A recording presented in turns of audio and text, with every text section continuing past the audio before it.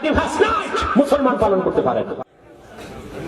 এই জিন্দেগি আমরা পেয়েছি ইসলামের সংস্কৃতিকে অনুসরণ করার কারণে। তাহলে আমাদের সুখ শান্তির জন্য আমরা কি পশ্চিমা কালচার আমদানি করব না কোরআনের সংস্কৃতি নিব?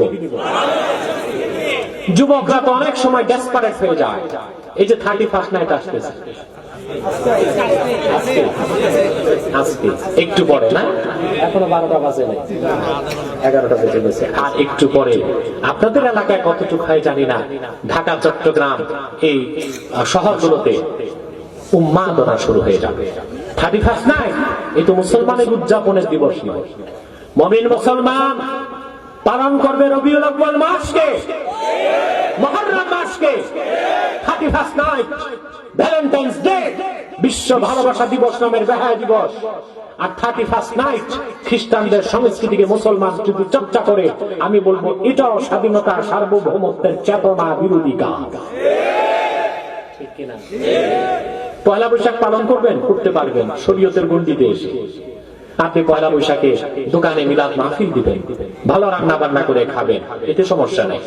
কিন্তু এখন যেটা শুরু হয়েছে, হিন্দুদের সংস্কৃতি আশ্বিনে এসে রান্না করে কার্তিকে খায়। ভালো ভাত পচাইয়া গন্ধ বের হয়, ইলিশ মাছের ভাজা 600 টাকাটা 1800 টাকা দিয়ে কিনে তারপরে লাল মরিচ দিয়া খায়। মহিলারা বাসন্তী কালারের শাড়ি, ছেলেরা হাতে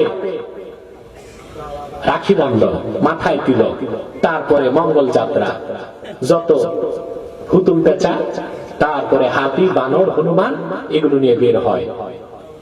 আপনার এই লক্ষ্মীকে ডাকে, লক্ষ্মী বলে কিছু নাই। এসব হচ্ছে হিন্দুদের সংস্কৃতি, এটা মুসলমান পালন করতে পারে না।